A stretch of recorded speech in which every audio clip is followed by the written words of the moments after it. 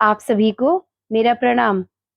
आज मैं जो कहानी लेकर आई हूँ, उस कहानी का शीर्षक है माँ तो माँ होती है। तो चलिए शुरू करते हैं। सोनल अभी ऑफिस जाने के लिए तैयार हो रही थी, तभी उसके मोबाइल पर किसी का कॉल आ गया। सोनल के पापा का फोन था। सोनल ने फोन उठाया। उधर से घबराई हुई आवाज में पापा ने कहा, बेटा, तुम्हारी मम्मी की तबीयत ठीक नहीं, तुम जल्दी आ जाओ। सोनल भी घबरा गई और वो अपनी सास के पास आई और बोली, मम्मी जी, मेरी माँ की तबीयत बहुत ज्यादा खराब है। पापा ने अभी फोन किया था। मैं 2-4 दिन के लिए मायके जाना चाहती हूँ। सोनल ने सुबह की चाय देते हुए अपनी सासू माँ कावेरी जी से कहा, सौरभ से पूछ लिया है? क्या कहा उसने? कावेरी जी ने पूछा। नहीं, उन्हें अभी नहीं बताया है, वो बाथरूम में है। अभी तुरंत फोन आया था। बाथरूम से वो निकलेंगे तो बता दूंगी, सोनल ने कहा। क्या बताना है मुझे?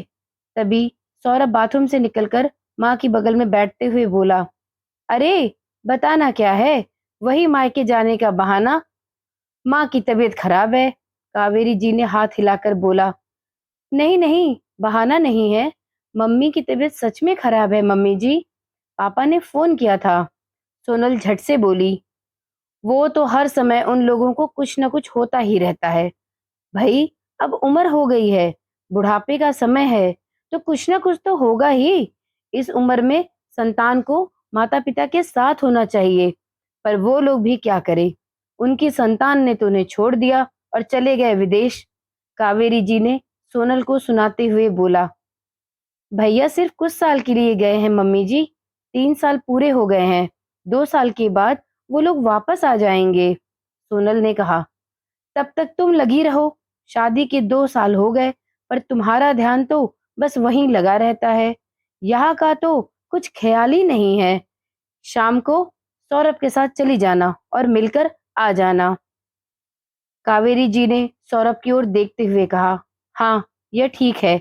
अभी ऑफिस जाते हैं, शाम को चलेंगे। सौरभ ने भी सहमति जताई।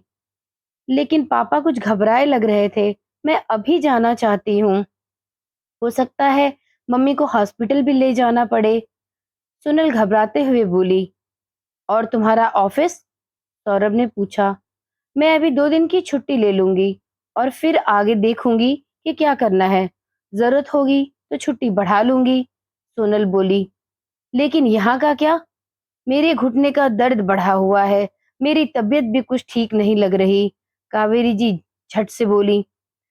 आपको परेशान होने की कोई जरूरत नहीं है मम्मी जी। काम वाली और खाना बनाने वाली दोनों अभी आती होंगी। मैं उन्हें अच्छे से समझा कर जाऊंगी। आपको कोई भी परेशानी नहीं होगी। वो लोग सब कुछ अच्छे से करके आपको भी देख लेंगी। आपको कोई काम भी नहीं करना पड़ेगा। वो सब तो ठीक है, पर रहने की क्या जरूरत है? देख कर चली आना, रुक मत जाना, कावेरी जी ने जोर से बोला। अभी तो मैं गई भी नहीं हूँ। पहले जाकर देखूं तो कि कैसी तबीयत है। तबीयत ज्यादा खराब होगी तभी रुकूंगी। आप इतना परेशान क्यों हो रही हैं? सोनल को गुस्सा आ गया। वह भी जोर से बोली, एक तो वो परेशान थी माँ की तबीयत को लेकर, और यहाँ इतनी बहस। सोनल, यह क्या तरीका है माँ से बात करने का? सौरभ ने गुस्से से बोला।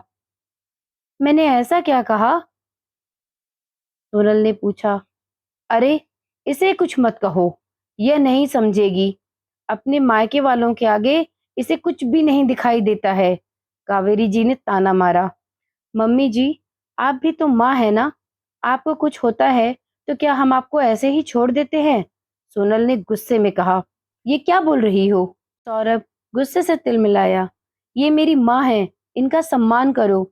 आज मैं जो कुछ भी हूँ अपनी माँ की बदौलत हूँ। पापा तो हमें बचपन में ही छोड़कर चले गए थे। माँ ने ही हमें इतनी अच्छी तरह से पाल पोस कर बड़ा किया, पढ़ाया लिखाया, और आज मैं जो कुछ भी हूँ अपनी माँ की ही बदौलत हूँ। मेरी जिंदगी में मेरी माँ से बढ़कर कुछ भी नहीं है, और मेरा फर्ज यही बनता है कि मैं अपनी माँ का जिंदगी भर पूरा पूरा ध्यान रखूं। हम माँ के लिए जो भी करते हैं वो हमारा कर्तव्य होता है, और मैं नहीं चाहता कि मेरी माँ को कोई भी दुख हो। और मैं जो भी कुछ करता हूँ उनकी संतान होने के नाते करता हूँ, कोई एहसान नहीं कर रहा हूँ उन पर। तुम्हें भी हमेशा इस बात का ध्यान रखना होगा, समझी? सौरभ गुस्से में उठ खड़ा हो गया। कमरे का वातावरण तनाव से भर गया। अरे, ये क्या समझेगी? मायके में संस्कार, व्यवहार, रिश्तों का महत्व सिखाया गया हो तब ना, कावेरी जी ने व्यंग से बोला। नहीं मम्मी, मैं आज सब समझ गई। पहले कुछ दुविधा में थी, पर आप लोगों की बातें सुनकर मैं अपनी माँ का महत्व और संतान का माता-पिता के फर्ज को बहुत अच्छी तरह से समझ गई। सोनल एकदम शांत स्वर में बोली, सौरभ, मैं माँ के प्रति तुम्हारे विचार जानकर बहुत खुश हूँ, पर जो बातें तुमने अपनी माँ के लिए कहा, क्या वो बातें मेरी माँ पे लागू नहीं होती? मेरी माँ ने भी मेरे लिए वो सब किया है जो तुम्हारी माँ ने तुम्हारे लिए किया है। तुम्हारे मन में तुम्हारी माँ के प्रति जो भाव है, मेरे मन में भी मेरी माँ के प्रति वही भाव है। तुम्हारी माँ और मेरी माँ में फर्क कैसा? माँ माँ में भेदभाव क्यों? माँ तो माँ होती है ना, तुम्हारी हो या फिर मेरी। मेरी भी उनके प्रति वही जिम्मेदारी बनती है जो तुम्हारी जिम्मेदारी तुम्हारी माँ के लिए बनती है। फिर उनके प्रति फर्ज निभाने में भेदभाव कैसा? सोनल ने एक गहरी सांस ली। कमरे में सन्नाटा छा गया। तीनों चुप हो गए। थोड़ी देर बाद सोनल बोली, मैं जा रही हूँ और अब तभी लौटूंगी जब मेरी माँ की तबीयत पूरी तरह से ठीक हो जाएगी। आप दोनों अपना ध्यान रखिएगा। कहते हुए वह तेज कदमों से बाहर निकल गई। तभी सौरभ चिल्लाया, रुको सोनल, मैं भी तुम्हारे साथ चलता हूँ। यह कहकर उसने माँ की ओर देखा। माँ ने भी सिर हिलाकर हाँ में अपनी स्वीकृति दे दी। कमरे का तनाव 2 मिनट में खत्म हो गया। सौरभ सोनल के पीछे भागा और जाकर सोनल से माफी मांगी और बोला कि सोनल, मुझे माफ कर दो। मैं भूल गया था। मुझे सिर्फ अपनी माँ के बारे में ख्याल था और ये ध्यान ही नहीं रहा कि तुम्हारी भी माँ तुम्हारे लिए वही इम्पोर्टेंस रखती है जो मेरे लिए मेरी माँ रखती है। सोनल ने मुस्कुराकर कहा, कोई बात नहीं सौरभ, क्या तुम्हारी माँ क्या मेरी माँ। हमने सही समय पर आपस में बात करके इस समस्या का हल निकाल लिया और तुम्हें अपनी गलती का एहसास हो गया। इतना ही काफी है मेरे लिए। सौरभ ने कहा, हाँ, पर जल्दी करो, कहीं ऐसा ना हो कि पापा का फिर से फोन आ जाए। चलो जल्दी चलते हैं।